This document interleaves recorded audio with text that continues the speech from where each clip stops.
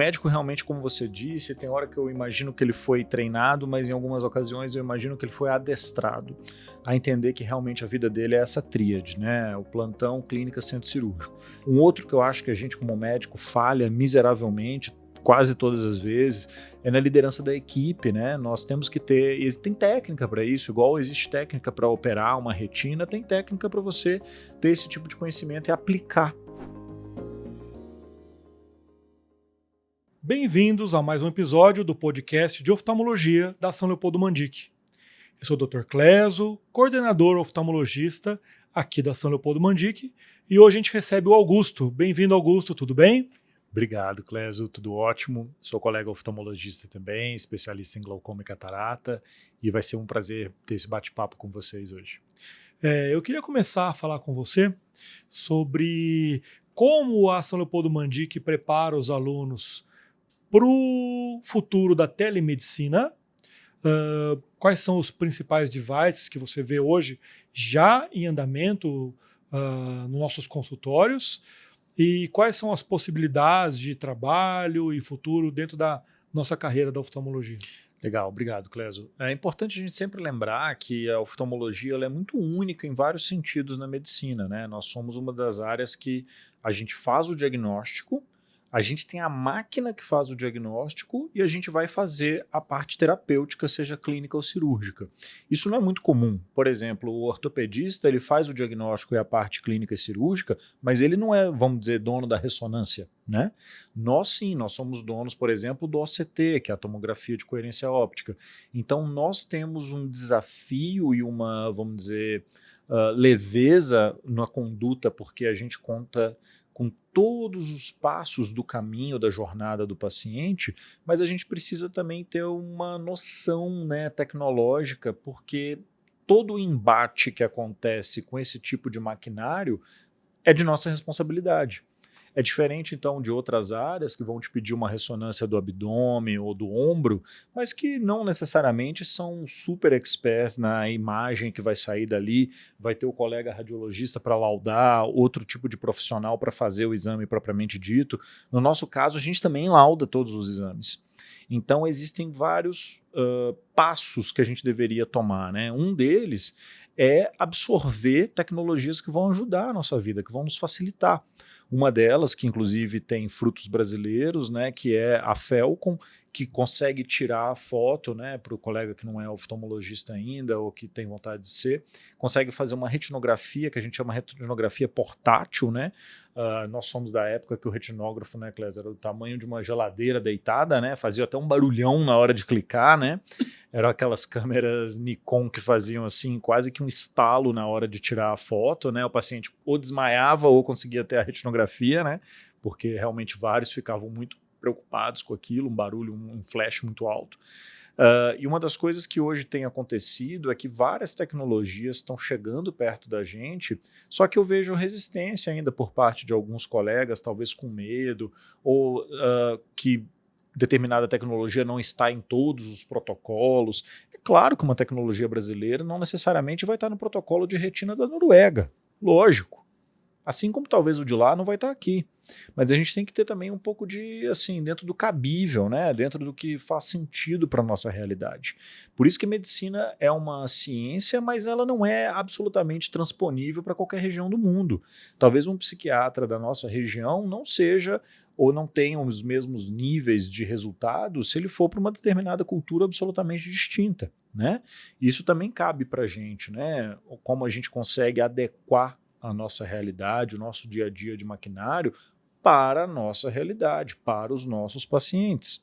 E uma das coisas que tem acontecido muito pela oftalmologia ser uma área muito baseada em imagem, e a gente tem que ser muito sincero, várias dessas imagens são repetitivas ao longo da nossa carreira. Imagina então para uma máquina que consegue receber 500 mil de imagens de uma vez só. Então a gente começa a ter um outro lado. Não só eu consigo melhorar o ato de fazer esse exame, tanto em velocidade, custo e facilidade mesmo, tanto para o paciente quanto para quem está fazendo o exame, como a gente também vai começar a ter cada vez mais ajuda de diagnóstico. essas inteligências artificiais ou software, como você queira chamar, isso está começando a incorporar possíveis diagnósticos para a gente, né? Eu lembro muito bem quando eu era acadêmico de medicina, começou a ter aquelas máquinas que tinham alguns indicativos de diagnóstico no eletrocardiograma. E os cardiologistas odiavam aquilo com, né, o maior pavor da humanidade, era aquilo. E hoje a gente vê diagnósticos muito mais complexos dentro da área da patologia ou da radiologia que já estão sendo, ou não totalmente feitos, mas corroborados pela inteligência artificial. E isso está chegando para a gente também, seja no OCT, seja na retinografia, na angiofluor, na microscopia especular, isso já é realidade. Mas falando nesse assunto, bom que você tocou, como que está a questão de regulamentação disso no Brasil? Eu sei que acelerou bastante durante a pandemia. Sim. Como é que anda essa regulamentação? Como é que anda a consolidação na prática? Sim. E sobre as tecnologias utilizadas, o que você tem visto a respeito das plataformas de prontuário eletrônico, por exemplo, de IA que roda em cima do prontuário, procurando patologias e ligações com áreas que nem seriam tão correlatas, mas que você consegue juntar um paciente como um todo e melhorar na sua conduta e diagnóstico? Bem, a gente evoluiu muito em termos da Anvisa, né, a Agência Nacional de Vigilância Sanitária. A gente tem entendido cada vez mais, junto com o CFM, como que, por exemplo, os pedidos de exame podem ser feitos de modo dentro da telemedicina, ou alguns tipos de receita, não são todas as receitas, mas grande parte delas, está caminhando conversas para que sejam todas as receitas. E em termos de prontuário, tem evoluído bastante. Se a gente olhar casos, por exemplo, nos Estados Unidos, nós já temos prontuários que conseguem agregar as imagens do exame de modo orgânico. Então você acaba de fazer o OCT ou o campo visual, já vai o exame direto para aquele prontuário do paciente de modo integrado. Não é mais aquela confusão que você tem que abrir outro arquivo e vai... Não, já está tudo ali como se você estivesse, na verdade, lendo um livro, uma história do paciente, né? Isso ainda não está tão integrado aqui no Brasil, mas nós temos exemplos excelentes de prontuários eletrônicos, como o Amigo, Tazi, iClinic, que são prontuários que realmente funcionam. Lá fora, eu acho que o que acontece um pouco melhor é essa integração de imagens, principalmente na oftalmo ou, por exemplo, na ortopedia, que tem muita imagem, que são imagens pesadas. O prontuário é difícil. Imagina que você vai ter ali 15 mil prontuários. Não é tão simples de você resolver isso num software. 15 mil numa clínica, né? O software mesmo rodando tem que ter muito mais. Mas o que eu entendo hoje é que nós teremos esses prontuários que eles vão, vamos dizer assim, eles vão ser mais naturais, o uso dele vai ser mais simples, né? E uma das grandes tecnologias que a gente tem visto hoje são realmente as IAs meio que percorrendo esse prontuário e entendendo, por exemplo, se esse paciente deveria fazer determinado exame, determinado tratamento, ou se você deveria avisar parentes desse paciente de alguma questão, ou inclusive a região. Porque se a gente tomar nota de alguma doença infecciosa, nós temos que lembrar do dever que nós temos com a sociedade onde aquele paciente está inserido, né? Então, por exemplo, um caso de tuberculose, né? Ou então alguma outra doença que seja indício de algum tipo de uma incidência aumentada, uma endemia, por exemplo, já seria interessante, e que eles levam alertas, que são alertas intercomunicáveis. Isso também ainda não tem muito no Brasil, que seria o quê? Um paciente do setor público contribuir para o privado e o privado contribuir para o público. Hoje nós temos separações absolutas, né? É muito difícil a gente ter um acesso de prontuário. Então, seria realmente um sonho a gente ter esse prontuário único, ou que pelo menos fosse um prontuário que conversasse entre serviços. É interessante que duas questões esbarram uma na outra, atrapalhando um pouco. Da mesma maneira que a gente gostaria que tudo fosse integrado, a lei de proteção geral de proteção de dados acaba esbarrando e atrapalhando um pouquinho essa comunicação. Se a gente tivesse uma integração de tudo, seria muito melhor. E o exame que passou comigo e contigo, e aquele paciente que passou com um endocrinologista e com um nefro, claro. Tudo isso conversado, eu faço uma retinografia que você citou, a Felcon, né, que tem wire, e isso sem nenhum interesse Não, comercial. É só um exemplo do equipamento nacional que deu qualidade, sucesso e qualidade, mas eu faço um diagnóstico com retinopatia diabética, é uma lesão de órgão-alvo, Sim. e vai mudar a Já conduta deveria avisar na hora o setor de nefro, por exemplo. Nefro e para o endócrino, que agora troca o tratamento. O Sim. nefro vai ficar esperto com o rim, porque se já teve lesão Perfeito. de microvasos na retina, no rim também Provável. deve ter algum comprometimento microscópico, mas tem. E isso tudo interligado, de certa forma, à Lei Geral de Proteção de Dados, que protege o paciente, né, com esse comércio de nomes e dados e etc., acaba esbarrando um pouquinho. Assim, Clésio, vamos lá. Lembra na sua prática quantos pacientes já foram em você com queixa de enxaqueca ou algum tipo de cefaleia que você encaminhou para o neurologista? 10 mil? E muitas das vezes esse paciente, você fez lá a cartinha, você não sabe se ele entregou. Não sabe se ele perdeu essa cartinha no metrô ou em casa, vai saber. E você perde grande parte do segmento. Eu acho que uma das dores aqui no Brasil, principalmente para oftalmologia, que tem muita imagem, é o segmento. Quantas vezes você recebeu o paciente que a foto do exame estava manchada, mofada, amassada, riscada, pintada, suja? Então, assim, impresso no papel de boa qualidade. Exato, impressão preto e branco. Eu adoro quando vem uma retinografia em preto e branco, assim, sabe? Então, são coisas que a gente às vezes está evoluindo muito por um lado, mas está pecando assim abominavelmente por coisas muito mais fáceis, entendeu? Mais rasas, né?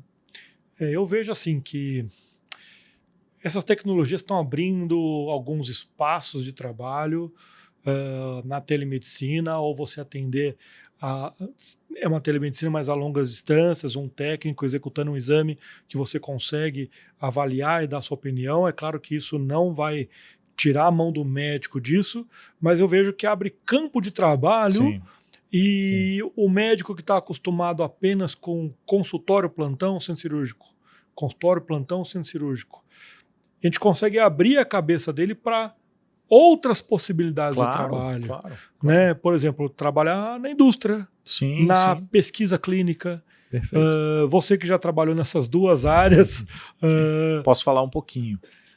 Bem, o médico realmente, como você disse, tem hora que eu imagino que ele foi treinado, mas em algumas ocasiões eu imagino que ele foi adestrado a entender que realmente a vida dele é essa tríade, né? O plantão, clínica, centro cirúrgico.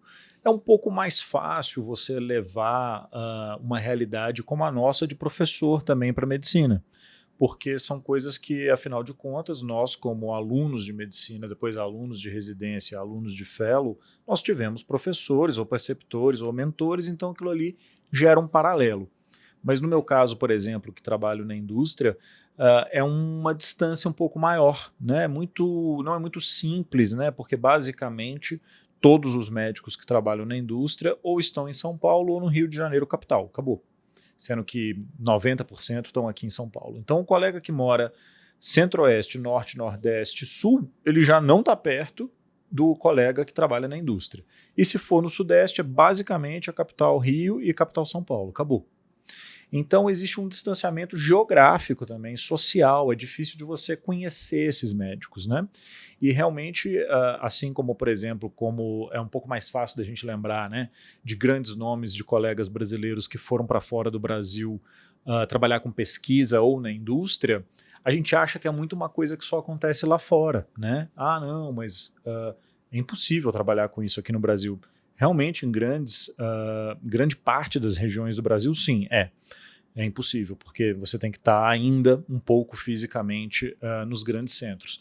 Mas em regiões como a nossa, a gente está falando aqui hoje de São Paulo capital, isso sim é realidade. E são coisas que eu acho que trazem acesso para o médico de conhecimentos que, mesmo se você não quiser seguir carreira na indústria, vão fazer bem, inclusive, para a sua clínica. Como, por exemplo, o mínimo ali de conhecimento de gestão, conhecimento de finanças, conhecimento de processos administrativos ou contábeis, né? O Brasil é um país muito, vamos dizer, denso nesse tipo de conhecimento, né? São muitos passos que a gente tem que seguir. Um outro que eu acho que a gente como médico falha miseravelmente, quase todas as vezes, é na liderança da equipe, né? Nós temos que ter, e tem técnica para isso, igual existe técnica para operar uma retina, tem técnica para você ter esse tipo de conhecimento e aplicar, porque também você não adianta nesse dia a dia de, vamos dizer, entendedor assim, ou empreendedor de uma clínica, não adianta você ter uma cultura absolutamente teórica, mas na hora de expor, na hora de colocar na prática, isso também gera um distanciamento, né? E é bacana de entender que o Brasil é um dos maiores mercados do mundo de indústria farmacêutica. Nós somos top 10 no mundo. De 170, sei lá quantos países ou regiões, nós somos importantes. Então, sim, nós temos uma influência, pelo menos na América Latina, de que realmente muito do que acontece aqui é um espelho do que vai acontecer em outros países. Então a indústria quer ouvir o médico brasileiro, exatamente porque ela entende grande parte das nossas dores, que é alto volume. Então a gente tem muita casuística. É diferente de um médico, por exemplo, no norte da Europa, que ele vê muito menos pacientes do que a gente. Claro, o país dele às vezes tem 12 milhões de habitantes, só a grande São Paulo tem 20. O estado de São Paulo tem 40 e poucos. Então, só de você ter volume populacional, na nossa área pelo menos, mais olho você vai ter visto. E medicina tem muito disso, né? Você tem que ver repetidamente as mesmas coisas e ver de vez em quando algumas raridades para você se lembrar delas também. E isso tudo é muito útil para a medicina, para a indústria. Seja a indústria de medicamento, como também para a indústria de device. E se tem uma área que tem muito device, é a nossa. Nós temos, como eu pontuei antes, né, nós temos a parte de diagnóstico, mas a parte de tratamento também. Então nós temos uma riqueza muito confortável, né, nas nossas mãos disso. Eu vejo assim que a nossa área é privilegiada porque você gosta de atender criança? Tem você o pode. que fazer. Você gosta de adolescente, adulto também. Você gosta de idoso também. Que é o meu caso. Se você gosta de pequenos procedimentos e menos invasivos, tem também. Você pode trabalhar com toxinas botulínicas, pode trabalhar com preenchedores, pode trabalhar com laser. Claro. Você gosta de cirurgias mais invasivas, você vai fazer plástica, você vai fazer crânio facial, você vai fazer órbita, vias lacrimais. Você gosta de cirurgias rápidas, você faz uma catarata. Hoje em dia, 5 a 10 minutos com a satisfação muito rápida. Você gosta de fazer cirurgias mais longas? Tem também. Você gosta de trabalhar com criança? É uma área que pouca gente dá valor, mas estrabismo, além de você devolver a visão, muito bonito. É você entregar para aquela criança uma autoestima muito bonito. Que ela poderia ficar estigmatizada pro resto da vida. Sim, aquela criança. E perda funcional, né? Laboral. A perda funcional é óbvio. Mas uma coisa que ninguém lembra: que aquela criança estábica, ela vai ganhar apelido, ela vai ficar introvertida. Ela, se for menina de um jeito, se for menina, mulher é pior ainda. E isso carrega uma bagagem pro resto da vida, para a personalidade dela no final. Se você gosta de paciente internado de cirurgias maiores, se você não gosta, você opera e manda embora para casa. Tem também. Se você curte exames complementares, eu acho que na medicina você tem que lembrar que, falando de finanças, falando de dinheiro, a consulta hoje em dia não te sustenta mais e o teu padrão de vida não vai ser da maneira que você imaginava. Nas capitais, e agora, então. E os exames complementares, eles complementam muito bem sua renda. Muito.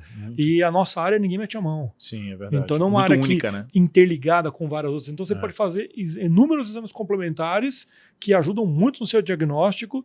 Então a oftalmologia é uma área rica e única que, se você tem dúvida no que você quer na medicina, você pode fazer um pouquinho de tudo ou ser super específico, né?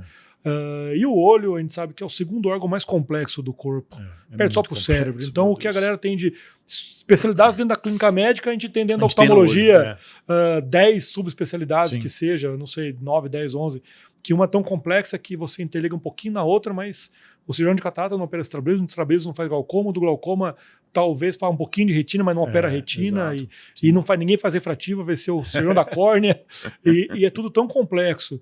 E eu acho que isso aqui dentro da São Leopoldo Mandic, a gente dá uma ênfase bem importante, que o aluno vai conseguir ter um acesso a tudo isso, e além de tudo isso, abrir a cabeça do oftalmologista que a vida também não é só aqui. A gente tem professores como o Augusto, que eu particularmente dentro da indústria, eu conheço apenas 2 oftalmologistas e os 2 eu tenho a felicidade de ser meus amigos, a Thaís Packer e o Augusto. Então, é um mercado enorme para os oftalmologistas e para os alunos e para quem está assistindo esse podcast, de começar a entender que a oftalmologia é uma especialidade que está sempre surfando na onda. Desde que eu me conheço por gente dentro da medicina, a gente sempre é tratado como uma especialidade em evidência, porque é muito ligado à tecnologia, a medicamentos, a devices, que é coisas que movimentam a indústria.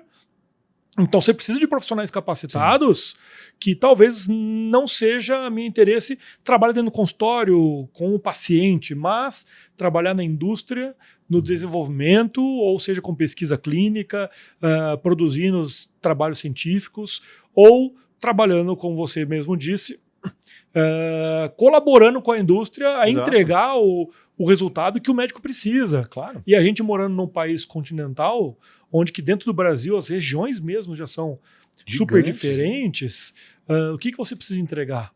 O que o brasileiro está precisando? Perfeito. O que a indústria pode fazer para colaborar?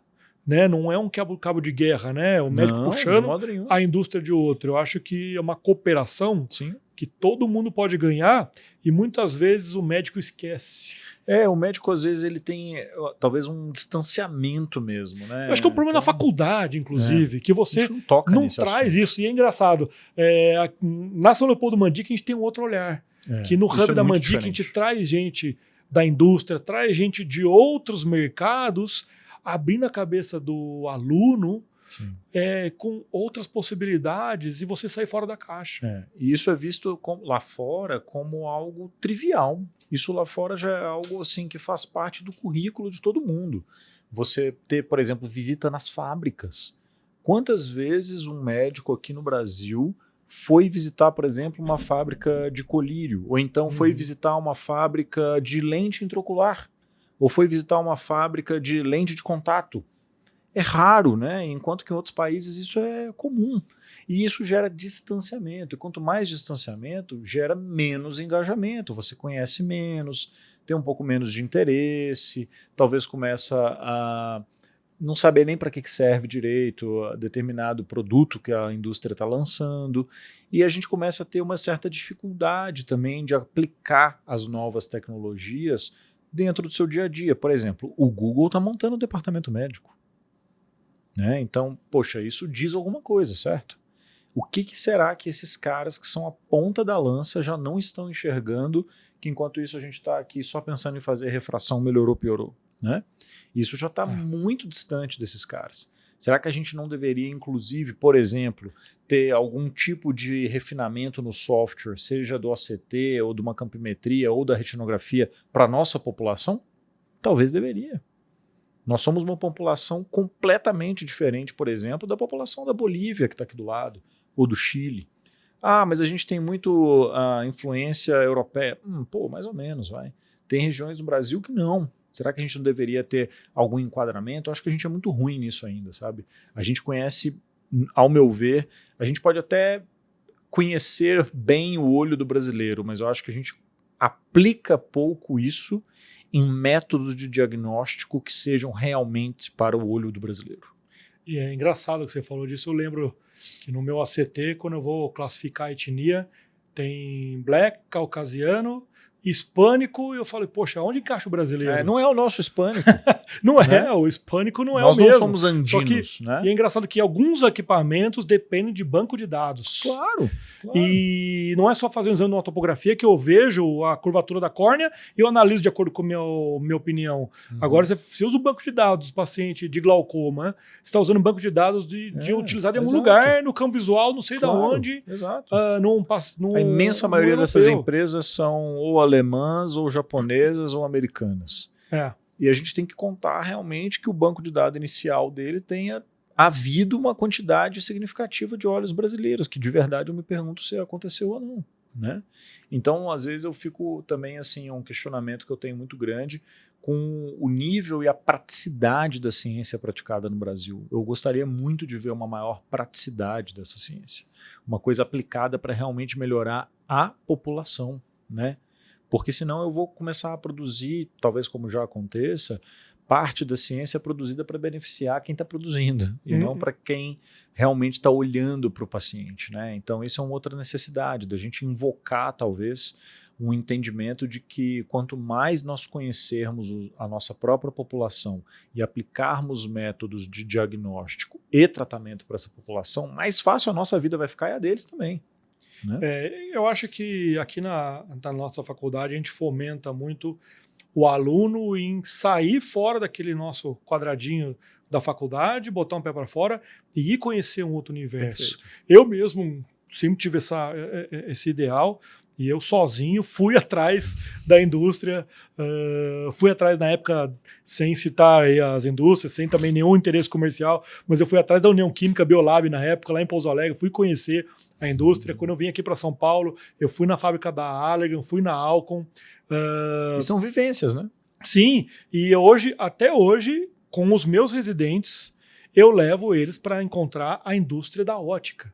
E eu, quando eu era residente, isso é super legal eu também. bati na porta na época lá em Campinas, na Camp Lentes, que nem existe mais, e fui lá conhecer como é que fazia uma surfaçagem. Então, porque é um absurdo, né? Você vai passar a vida prescrevendo óculos e nunca viu fazer um óculos. Eu bati na porta da Transitions, Pô, em Sumaré, legal, e fui né? conhecer como é que funciona a tecnologia da Transitions. Fantástico. E até hoje, com os residentes da São Leopoldo Mandic, eles dividem em grupos e eles vão conhecer.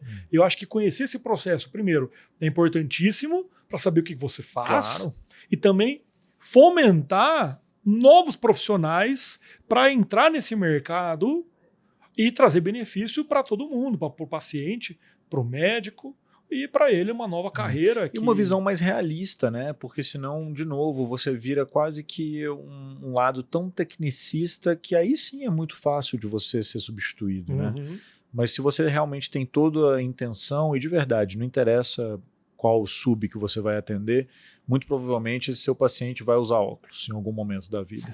E vão vir perguntas que às vezes a gente, né, tem que realmente retomar ali pontos muito técnicos, muito específicos da confecção e você que vai ter que responder, muitas das vezes na hora, né, de imediato. Mas se você teve esse tipo de vivência, tem esse tipo de contato de forma regular, vai ficar muito mais perto do seu dia a dia, mais fácil. E isso é algo que realmente eu tenho visto assim acontecer de verdade aqui na Mandic e que foi um dos grandes motivos que me trouxeram a ficar realmente confortável aqui. Porque eu vejo que existe um interesse digno, real, de que esse profissional saia mais bem preparado de um ponto de vista realista, né, sem muito fantasia, entendeu? E isso eu acho que agrega, te torna mais forte, mais sábio também. A realidade de São Paulo capital, atendendo nos Jardins, não é a mesma da minha aluna que está lá em Araxá, atendendo em Minas Gerais. Ou a outra que está no interior de São Paulo. Totalmente diferente. É completamente diferente. Numa clínica popular, atendendo o paciente categoria C, D e E. Então, são realidades diferentes. Agora, uma realidade une todas elas, que é a relação médico-paciente. Amarra. E isso é uma característica cultural. Sim. O brasileiro gosta de toque. Você que já esteve no exterior fazendo seu fellowship na Mayo Clinic, eu estive agora no exterior também, acabei de voltar, a gente tem uma vivência que o médico lá dos Estados Unidos, no caso, ele examina exames, ele vê laudos, está tudo pronto, e uma consulta bem mecânica, toma, trata, tchau, vai embora. É transacional. Né? O brasileiro não. Não. Ele gosta do toque, relacionamento. Ele gosta de relacionamento. Não tem jeito. Você tem que tratar o paciente como se ele estivesse num restaurante 3 estrelas Michelin. Sim, verdade. É puxar a cadeira, Sim. A vozinha vai te trazer um pão de queijo amanhã. Mas é isso mesmo. E ela quer contato. E doutor, qual que é a melhor conduta? A conduta é essa. Mas se fosse com o seu avô, é isso mesmo. Como é que seria? Isso. A dinâmica é muito diferente. E esse contato que eu tento passar para os alunos, você também, e quando a gente seleciona os professores para participar, é esse o nosso olhar, né? Sim. É o olhar de medicina aproximada. Com e é o que acontece no dia a dia, eu acho que isso que é importante, é um preparo real. É um preparo intencional, é um preparo que tem fundamento, que a gente vive e respira isso mesmo. Não é uma coisa que a gente leu lá num livro muito bonito da teoria, mas que não se aplica, né? E infelizmente a gente vê que isso acontece muito, é aquilo que eu brinco muito, você já ouviu falar isso outras vezes, que é a tal da cirurgia de congresso. A cirurgia de congresso não sangra, né? Ela é uma coisa assim, ela é um ente, né? E não é isso que a gente quer passar, a gente quer realmente o que acontece no dia a dia para a pessoa ficar preparada de fato. No congresso ninguém toma tombo, não, ninguém mergulha catarata, ninguém nunca, rompe proibido. cápsula. A cirurgia sempre catarata em 5 minutos com implante de lente no sulco. Sim, linda. Sempre assim. Sim, daí o paciente com ceratocone, você bota uma lente tórica que magicamente dá deu certo, né? Corrigiu, o paciente está 20/20 J1. Sim, impressionante. E está enxergando tudo. E na verdade não é a realidade, Não. né? A realidade é diferente. A realidade, claro, que um médico mais experiente tem mais quilometragem rodada, então nosso índice de complicação vai ser diferente de um residente que está começando agora. Claro. Mas a realidade tem que ser trazida à tona e a gente, aproximando o médico, se torna, sei lá, o nosso propósito diferente. Sim. Né? O propósito final, que é dar um ensino de qualidade e dar um melhor atendimento para o paciente, os dois se unem. Porque no final das contas, nível de conhecimento, hoje em dia com a internet... ele pode... questioná-lo você com dados, você senta, você estuda, Sim. quem é dedicado. Agora, a parte prática que a gente tenta entregar para o aluno, que seria 75% de toda a carga horária, com alunos que estão inseridos no consultório, com pacientes direcionados para aquilo que ele vai aprender. Não que a refração não seja importante, mas não é aquele consultório onde 70% é refração. Claro, refração é cartão de visita de um consultório de um médico que tem uma clínica convencional. Não estou falando de um grande centro de São Paulo que cada um faz só uma especialidade e o cara da retina não tem nem um GRINS para fazer refração no paciente. Né? Estamos falando de um subespecialista, ultra especialista e que... o nicho dele está bem feito. Agora, não é a realidade nossa, não é o do interior, do país. Imagina. Não é assim que funciona. Então, a gente entregar isso para o aluno e entregar mais do que conhecimento, que é pegar na mão, mostrar que o paciente é um ser humano, que tem que ter respeito e que a medicina é muito mais isso sim é difícil. Do que... atender para escrever um óculos, vamos vender uma lente intraocular, vamos vender uma lente de contato, vamos vender uma cirurgia refrativa e você vê só cifrão na frente e se o paciente não te dá aquilo, ele frustra. Já é descartável e você descarta ele. Tipo, cadê seu propósito além... perde o sentido, né? Da medicina. Não dá para ser assim. E uma das coisas que é muito importante é que com o aumento absoluto do número de médicos, né, o paciente vai escolher dentre vários outros fatores, mas como um dos fatores primordiais, conforto e segurança, onde ele se vê bem cuidado.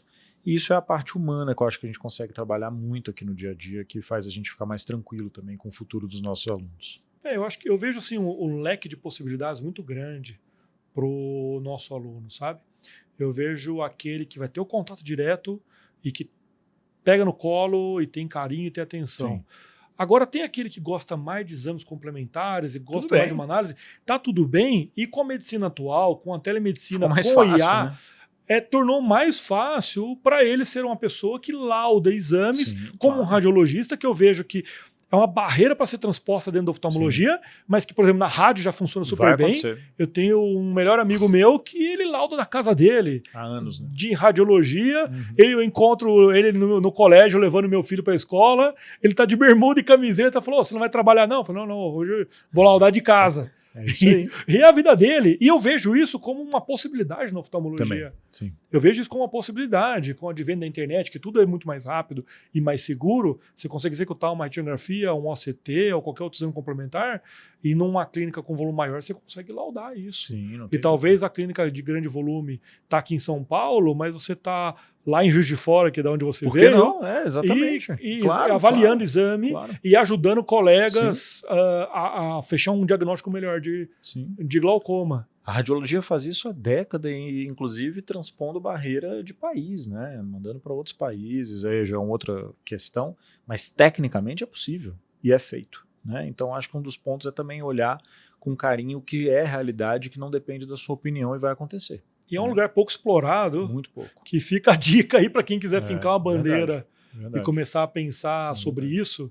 Né? A gente falou um pouquinho num outro episódio de podcast sobre os novos devices, e a gente falou um pouquinho sobre o campo visual num óculos de realidade virtual. Sim. Então você imagina o universo que isso pode ter se você tem uma empresa que faz triagem em medicina ocupacional e, além de tudo, ela leva um óculos para Rápido, casa leve. ou para um lugar, para uma empresa, para uma indústria, Sim. e faz triagem de glaucoma em todo mundo. Eu acho que a gente vai ganhar muita escala.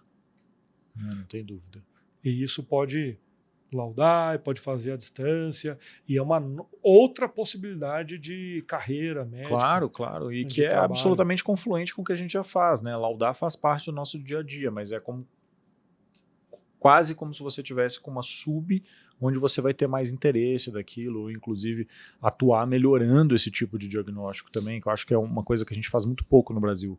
Eu não vejo o médico atuando de fato, melhorando, por exemplo, o desenvolvimento de 1, 2 ou 3 métodos de diagnóstico. Né? A gente poderia ter uma atividade mais proativa nesse sentido, né? Uma força de realmente você engajar e modificar o que está acontecendo. Bom, de qualquer maneira, concluindo, eu percebo que a nossa área é muito privilegiada, com diversos caminhos que você pode seguir, fugindo um pouquinho do nosso dia a dia de apenas ter um consultório. O aluno, o médico, o oftalmologista consegue ir por várias opções, com a vantagem de que a gente está numa especialidade que ninguém coloca a mão, apenas o oftalmologista, e é uma especialidade que traz um retorno de satisfação do paciente muito alto. Né? É verdade. Porque você devolve a visão, é um sentido que às vezes as pessoas dão pouco valor até a hora que perde, mas independente de perder a visão, se você enxerga mal, precisa de um óculos, uma lente de contato, uma cirurgia de catarata, ou de superfície, olho seco, glaucoma, refrativa, plástica, é tanta coisa que a satisfação do paciente é imediata, e esse feedback que a gente recebe do paciente é incrível, não tem né? valor Impagável. que pague. E dessa forma eu queria agradecer a sua presença mais uma vez. É um prazer sempre conversar com você, Augusto. Obrigado mesmo. Espero que nós possamos nos encontrar mais alguma vez em outros episódios. Vai ser ótimo. Obrigado. Se você gostou do nosso podcast, por favor, curta, compartilhe, comente e se inscreva no canal da São Leopoldo Mandic para não perder mais nenhuma novidade. Um grande abraço.